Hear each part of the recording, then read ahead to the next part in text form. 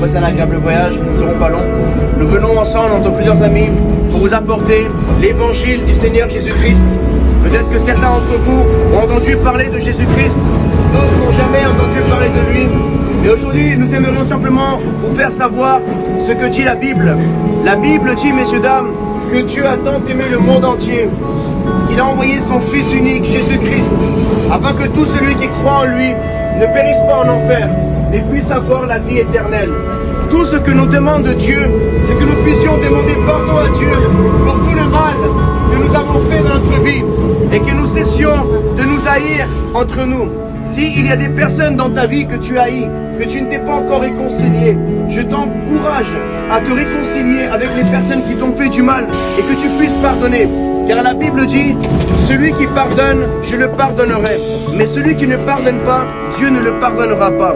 Messieurs, dames, Dieu ne regarde pas notre apparence, Dieu regarde notre cœur. Et peut-être qu'aujourd'hui, nous avons enlevé Dieu de notre société, de nos vies. Et voilà pourquoi le monde va si mal aujourd'hui. Parce que nous avons enlevé l'amour de Dieu de nos écoles. Et aujourd'hui, il y a une jeunesse qui grandit dans la délinquance, dans la violence, dans le manque de respect envers leurs parents et envers toute autorité. Parce que nous avons enlevé l'amour de Dieu de nos mariages. En France, nous vivons des divorces. Parce que nous avons enlevé Dieu de nos cœurs. Nous vivons dans un pays où il y a des suicides. Aujourd'hui, tu as besoin, mon ami. Je ne sais pas qui tu es, je ne te connais pas. Je ne t'invite pas à une religion. Je t'invite à avoir une relation spirituelle avec ton Créateur. Que tu puisses lui parler. Que tu puisses avoir la foi et l'espérance de la vie éternelle après ce monde. Tu me diras, mais prouve-moi qu'il y a un Dieu. Prouve-moi qu'il y a une éternité de l'âme après la mort. C'est très facile. Quand tu étais bébé, ta réalité était le ventre de ta mère. Pendant 9 mois, ta réalité était le ventre de ta maman. Mais quand tu es sorti de cette réalité du ventre de ta mère, tu es venu dans une autre réalité. Le monde, la terre est arrondie comme le ventre d'une femme. Et aujourd'hui, tu as déjà un certain âge et la mort peut te frapper à n'importe quel moment. Aujourd'hui, Dieu veut se réconcilier avec toi pour que tu puisses recevoir le Saint-Esprit de Dieu qui est la vie éternelle. Et le jour de ta mort, ton âme ne se perdra pas en enfer loin de Dieu, mais elle ira éternellement au paradis. Messieurs, dames, beaucoup d'entre nous étions anciens musulmans, anciens athées. Pour ma part, je ne croyais pas en Jésus pendant 19 ans de ma vie. Mon Dieu s'appelait l'argent. L'argent, l'argent, l'argent. C'est le Dieu le plus connu du monde, l'argent. Et on vit pour l'argent, on tue pour l'argent, on se divorce pour de l'argent, on meurt pour l'argent. Mais quand on va dans notre cercueil, dis-moi qui dans sa main aura de l'argent? Aucun. Regarde le tombeau des plus riches. Est-ce que dans leurs mains ils ont des billets? Ils ont rien. Quand tu meurs, tu n'emportes rien avec toi. Mon frère, je veux juste te dire, peu importe les péchés que tu aies commis, Dieu t'aime. Ma sœur, si tu entends cette parole, je veux simplement que tu saches que Dieu t'aime.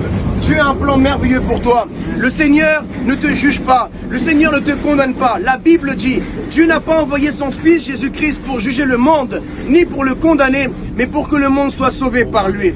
Regardez quand il y avait le Covid, tout le monde était en panique, tout le monde était apeuré. Mais aujourd'hui, les choses sont passées, l'être humain oublie très vite les choses.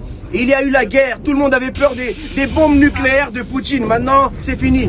Pourquoi je vous dis ça? C'est parce qu'aujourd'hui, on prend des décisions par la peur. Mais il ne faut pas prendre des décisions par la peur. Il faut prendre des décisions par amour. Et aujourd'hui, ne viens pas à Dieu par la peur d'aller en enfer. Viens à Dieu par l'amour, parce qu'il t'a tant aimé. Il t'a tant aimé qu'il a fait le premier pas vers toi. Il te tend la main. Et il voudrait simplement que tu reçoies son héritage qui est la vie éternelle. Alors je termine avec cela, messieurs, dames. S'il y a quelqu'un dans ce wagon qui aimerait recevoir le salut de son âme, qui aimerait recevoir la joie que ce monde n'a pas pu lui donner, qui aimerait aujourd'hui recevoir la vie éternelle et le pardon, tu es à une prière de Dieu. Fais un pas vers Dieu, il en fera 10 vers toi. Et tu fais simplement une prière dans ta chambre et tu parles à Dieu comme on parle à un ami.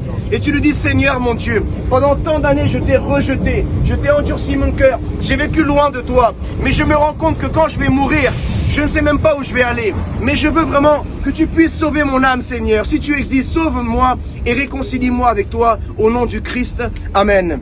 Messieurs, dames, lisez la Bible et n'oubliez pas que la vie passe vite et la mort ne prévient pas. Que Dieu vous bénisse, Jésus vous aime.